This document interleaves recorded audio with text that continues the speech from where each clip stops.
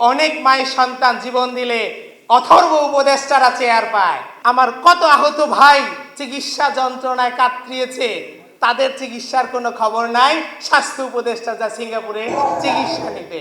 যাত্রাবাড়িতে যে বন্ধু টেনে নিয়ে যাচ্ছিল যে ছেলেটাকে, আর পুলিশ গুলি করতেছিল বারবার, সেটা আমার ভাই ছিল।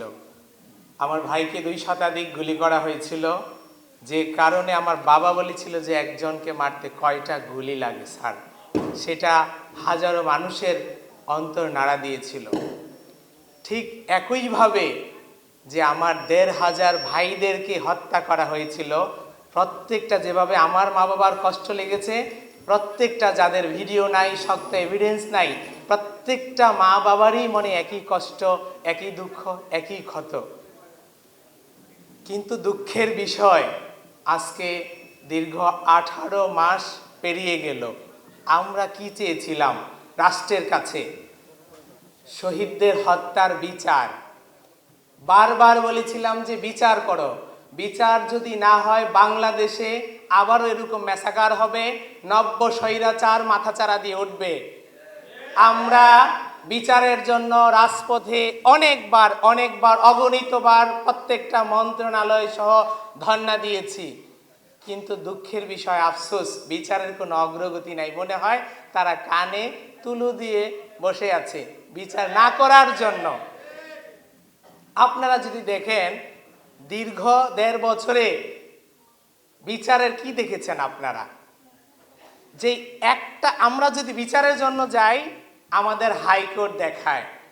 কিন্তু আমি প্রশ্ন করতে চাই, একজন উপদেষ্টা বলেছিলেন যে আমরা ক্ষমতায় থাকতে একটা বিচার করে দিয়ে যাব।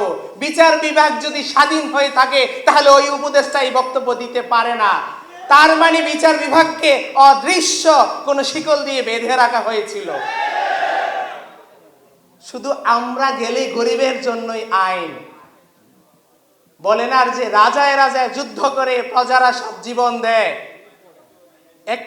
অনেক প্রজা মরলে তবে একটি রাজা রাজ্য পায়। ঠিক আমি বলবো যে অনেক মায়ের সন্তান জীবন দিলে অথর্ব উপদেষ্টারা চেয়ার পায়। তারা ক্ষমতায় থাকাকালীন সময়ে আমার কত আহত ভাই চিকিৎসা যন্ত্রণায় কাতরিয়েছে, তাদের চিকিৎসার কোনো খবর নাই। স্বাস্থ্য উপদেষ্টা যা সিঙ্গাপুরে চিকিৎসা নিতে। শহীদ পরিবারের না দিল ন্যায্য অধিকার, না দিল তাদের বিচার। জুলাইটাকে বেচতে আর রাখে নাই। যে আন্দোলনের স্টেক হোল্ডার বলে, তারা আমাদের মাথা বেচতে ধ্বংস করে ফেলতেছে জুলাইটাকে। কিন্তু আপনারা একটা কথা চিন্তা করেন, what do you mean by stakeholder? কারা জুলাইয়ের স্টেক হোল্ডার? যারা জীবন দিয়েছে, যারা আন্দোলন করে অঙ্গ হারিয়েছে, কারো চোখ হারিয়েছে, কারো হাত হারিয়েছে, কারো পা হারিয়েছে।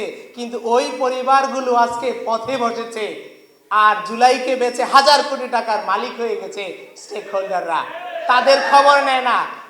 কোন পরিবারকে 10,000 টাকা ভাতা দেয়, 15,000 টাকা ভাতা দেয়। এই বর্তমান প্রেক্ষাপটে যে গিয়ে আহত হয়ে ওই পরিবারটা পথে বসেছে, কোন পরিবারে 5-7 জন সদস্য, কারো 3টা বাচ্চা, কারো 4টা বাচ্চা, 15,000 10,000 টাকা দিয়ে কি এদের সংসার চলে? এই খবর কে নেয়? টানা তৃতীয়বার অর্জন করেছে দেশের সেরা সুপার ব্র্যান্ড স্বীকৃতি বসুন্ধরা টিস্যু। কেউই নেয় না, নেওয়ার কোনো খবর নেই। যার মতো করে বলে না যে লঙ্কায় যায় সেই রাবণ হয়ে যায়। যেই যায় ক্ষমতায় বসতে পারে, যে হামসে বারা কোন হে, সে তো চলেই গেছে, তাকে আর কে নামাবে, সেই চিন্তা করেই যার ক্ষমতার দখলে তারা ব্যস্ত আছে। আর কেউ আছে এক পার্টি লুটপাটে। রফিকা চাঁদ বলেছিল যে ভাত দে হারামজাদা, না হয় মানচিত্র খাবো। আমাদের এখন বলতে হবে উপদেষ্টাদের দিকে তাকিয়ে, বিচার কর হারামজাদা, না হয় তোদের মস্তিষ্ক খাবো। তারা দীর্ঘ 1.5 বছরে কি করেছে তাদের বায়োডাটা প্রত্যেকটা বাংলার জনগণের সামনে তাদেরকে দিতে বলেন, তাদের ফিরিস্তি দিতে বলেন। 1.5 বছরে তারা কি করেছে? না কোনো সংস্কার, না করলো বিচার। নিজেদের খালি ভোগ বিলাসিতা, প্রটোকল আর লুটপাটে তারা ব্যস্ত আছে।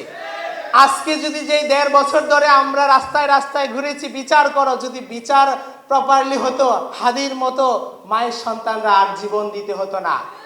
হাদিকে তখন যদি আমরা কি ভালো মানুষের বিচার চেয়েছি, নাকি এই হত্যার সাথে যারা জড়িত ছিল ফেসিস্ট সহ তাদের দোষরদের বিচার চেয়েছি?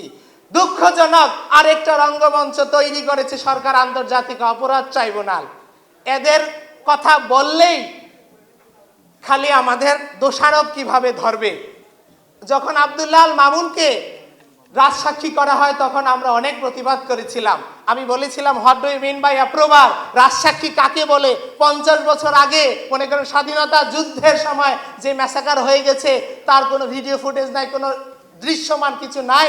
সেখানকার কেউ যদি আইসা বলে আমি সেটা রহস্য উদ্ঘাটন করব, সেটা হতে পারে তাকে ওই তদানীন্তন সময়ের কাউকে আপনারা রাজসাক্ষী করতে পারে। কিন্তু চৌধুরী আব্দুল্লাহ আল মামুন, তার কি ছিল না প্রমাণ? রাজসাক্ষী তাকে কেন বানাতে হবে?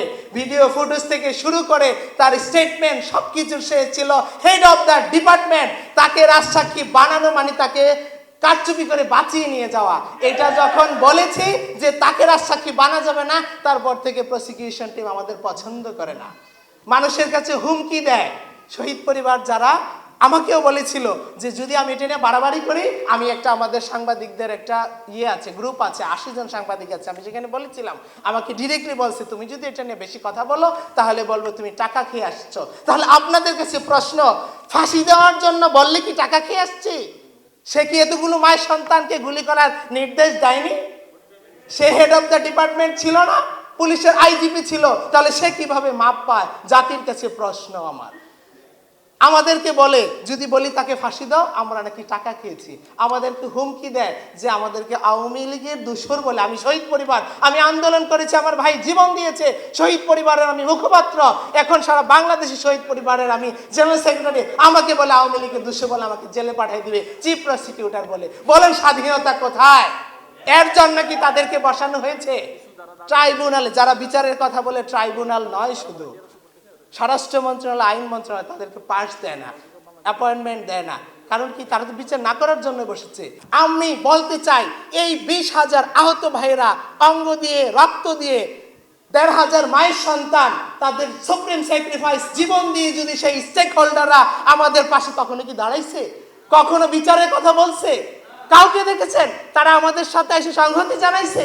রাস্তায় মার খেয়েছি, সংবিধানের জন্য মাইর খেয়েছি, বিচারের জন্য মাইর খেয়েছি, আসামি ছেড়ে দেয় কেন আমরা আন্দোলন প্রতিবাদ করেছি, পুলিশের মাইর খেয়েছি, তারা কি কখনো এসে আমাদের পাশে দাঁড়াইছে, সংহতি জানাইছে? জীবন দিয়ে যদি তাদের আমাদের পাশে না পায়, আপনারা একটা ভোট দিয়ে কি তাদেরকে পাবেন কিনা জাতির কাছে প্রশ্ন রেখে গেলাম।